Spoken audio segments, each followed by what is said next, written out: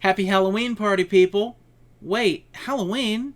Yeah, I know that. That's one of the... Oh, but we're not talking about the John Carpenter 1978 classic today. We're talking about the 1981 Rick Rosenthal directed sequel of Halloween 2. Now, I can hear you all now. At least I can hear a subset of you. Why am I talking about Halloween 2? Hasn't that been replaced with a superior movie in Halloween 2018? No, you're wrong. It hasn't been replaced. And it certainly wasn't replaced with that thing. But I'll talk about that another day. Now, we're talking about Halloween 2 from 1981. What I consider to be a perfect sequel, or at least a good companion piece. It fits up really well with the original. Honestly, I can't really watch the original anymore without immediately popping the disc out when it's done and popping in Halloween 2 and enjoying that, because it fits so well as one story that 78 just honestly doesn't feel complete without it to me. But enough about the making of it. Let's talk about what actually content-wise makes this a movie that I like. I think Dick Warlock is the best Michael Myers. He functions and moves almost as if he's running on autopilot. I think that's the best way I can describe how Michael operates in this movie. A fan theory I heard a while back is that, because the whole thing of, Dr. Loomis talking about Michael Myers is just evil on two legs. I shot him 6 times. That all works great.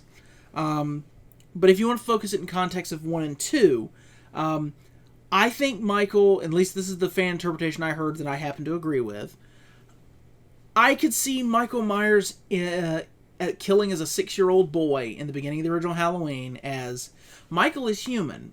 Michael has evil in him. The 15 years pass, and he breaks out in 78 and goes trick-or-treating in 1978 Haddonfield. That is also Michael Myers, human, but mostly evil driving him.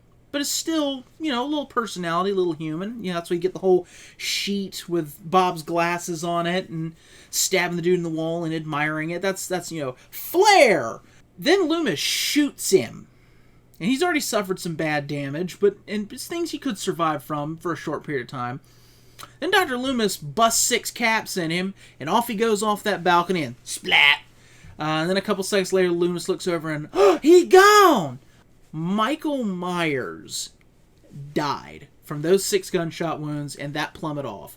The body, the human essence that is operating the body, died, is gone. The evil in him that makes him the Shape is what pumps him from that point forward. Because notice from that point forward, then you start getting really stiff Michael. And like I said, Dick Warlock treats Michael Myers like he's running on autopilot. It's movement. It's not very stylized. It is just very, that's the target, kill it. Go, go, go, kill, kill, kill, move, move, move, kill, kill, kill. Feeling a little Jason Voorhees-y. Interesting connection between another movie I like, Halloween 2 and Friday the 13th Part 2. Both came out in 1981. Both movies feature a security/police officer character getting killed by being hit in the head with the claw part of a hammer. I like the way the mask looks. It's my favorite mask of all the movies. It's just got a very... I know they said Dick Warlock's head was different than Nick Castle's, and it was the same mask on the first one, so it distorts a little bit. I think it's got a good look to it. It doesn't look as... I hesitate to say as human, but it doesn't look... I just like the way the mask looks better. Dick Warlock is the best Michael Myers ever. It's the best mask. It's the best Halloween movie. Is Dr. Loomis a little crazier? Yeah.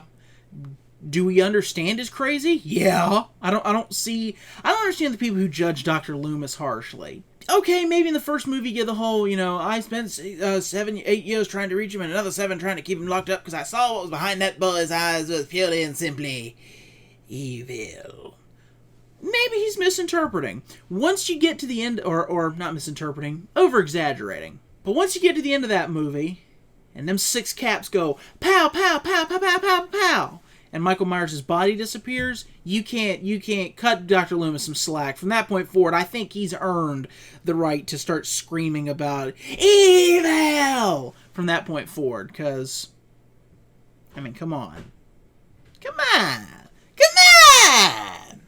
The new score, which went from being very correct real instruments to more the synthy sound, is creepier. It works way creepier. And I think the original Halloween score is one of the best scary scores of all time.